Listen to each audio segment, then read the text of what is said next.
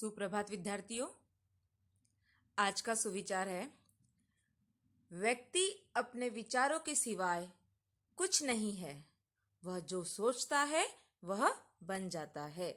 यह महात्मा गांधी द्वारा लिखी हुई पंक्ति है।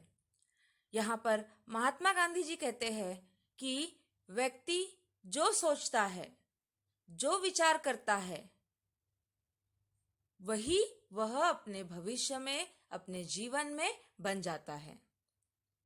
इसलिए कहते हैं ना कि सबसे पहला हमें मोटिवेशन अपने आप से मिलता है, अपने आप को हमें देना होता है प्रेरणा। जब हम अपने आप को किसी चीज के लिए प्रेरणा देते हैं कि मैं यह चीज कर सकता हूं और मैं करूंगा ही, करके दिखाऊंगा ही, इस प्रकार का सकारात्मक दृष्टिकोण जब हम अपने आप को देते हैं, तब हम जो जीवन में पाना चाहते हैं उसे पा लेते हैं। इसलिए यहाँ पर महात्मा गांधी जी ने कहा है कि व्यक्ति अपने विचारों के सिवाय कुछ नहीं है। जो वह सोचता है वह अपने आप को उसी साँचे में, उसी ढांचे में ढाल लेता है और वह वही बनने लगता है, चाहे वह नकारात्मक सोच हो या सकारात्मक सोच हो। क्योंकि कई बार होता है ना कि हम नकारात्मकता में भी फंस जाते हैं और फिर कितना भी हमें कोई सकारात्मकता समझाए, अच्छा नया दृष्टिकोण दे, पर हमारी सोच एक बार नकारात्मकता भर जाती है तो उसे निकालना बहुत मुश्किल होता है। इसलिए बच्चों, किसी चीज से आपको भी डरना नहीं है। आपको कोई चीज नहीं समझती है, नहीं हो पाता है, कोई भी हो सकता है वो। मैं अभ्यास से संबंधित भी कह रही हूँ कि कोई विषय हमारे लिए कभी कठिन हो जाता है, हमें कई चीजें नहीं समझ में आती, कई मैथ्स के कंसेप्ट है, कई साइंस के कंसेप्ट है, हिंदी मराठी इंग्लिश का व्याकरण है, हमें कठिनाई होती है। पर उस कठिनाई को सरलता में बदलने का भी साहस आप में ही है। आपके पास शिक्षक है, आप जब चाहो अपने शिक्षक की मदद ले सकते हो और उनसे अपनी कठिनाइयों को बताकर उनको दूर करने का हल ले सकते हो। क्योंकि जब तक हम सकारात्मक दृष्टिकोण नहीं अपनाएंगे, अपने आप को विश्वास नहीं दिलाएंगे कि मैं यह कर सकता हूं, तब तक हम वह करने की कोशिश भी नहीं कर सकते हैं। इसलिए मेरा तो हमेशा ये कहना है कि अपने आप के लिए 5 सकारात्मक वाक्य बोलो हमेशा, कि मैं कर सकता हूं, मैं अच्छा हूं, मैं किसी को तकलीफ नहीं दूंगा, मैं अपने लक्ष्य को प्राप्त करके रहूंगा। इस प्रकार के कुछ वाक्य अपने आप को कहने से हमें एक नई ऊर्जा का निर्माण होता है और वही हमें नए दृष्टिकोण को लेकर अपने ध्येय तक पहुंचाती है। तो बच्चों, यह जीवन की एक सीख है और इस वाक्य को हमेशा एक गांठ बांधकर अपने साथ रखो कि व्यक्ति अपने विचारों के सिवाय कुछ नहीं है। वह अपने, क्योंकि विचार है तभी तो हम सोच सक रहे हैं ना, तभी हम समझ सक रहे हैं। और वही विचार जो करता है, वही जो सोचता है, वही व्यक्ति वह बन जाता है।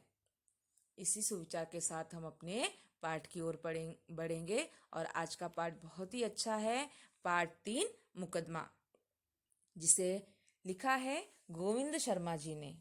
अब हम गोविंद शर्मा जी का परिचय पढ़ेंगे। जन्म 1946, सगरिया, राजस्थान। परिचय: गोविंद शर्मा जी ने बाल साहित्य, कहानी, बाल उपन्यास, नाटक, व्यंग, जीवनी, लघु कथा आदि सभी विधाओं में लेखन किया है। इनकी प्रमुख कृतियां हैं दीपू और मोती, डोबी और राजकुमार, बाल उपन्यास, हमें हमारा घर दो, मेहनत का मंत्र, कहानी संग्रह, नया बाल दिवस, नाटक संग्रह, कुछ नहीं बदला, जहाज के नए पंछी, व्यंग संग्रह, राम दिन का चिराग, लघु कहानी संग्रह आदि। अब इस पाठ से संबंधित क्या बताया गया है? यह जो गद्य है, यह जो पाठ है वह एक एकांकी है और प्रस्तुत एकांकी में नाटककार ने जल एवं वायु प्रदूषण पर प्रकाश डाला है। लोग प्रदूषण के मूल कारण का पता नहीं लगाते, वे केवल दूसरों पर दोषारोपण करते हैं। लेखक का कहना है कि प्रदूषण का मूल कारण मानव ही है, अतः हमें प्रदूषण को समाप्त करने हेतु आवश्यक कदम उठाने चाहिए।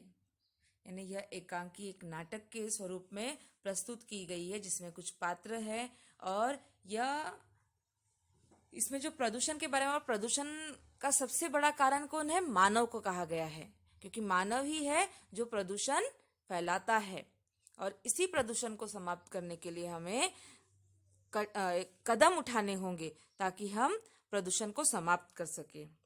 आज की जो वर्तमान समय में बढ़ती आबादी और उसके कारण प्रभावित होने वाले प्राकृतिक संसाधनों के प्रति मनुष्य ही जिम्मेदार है।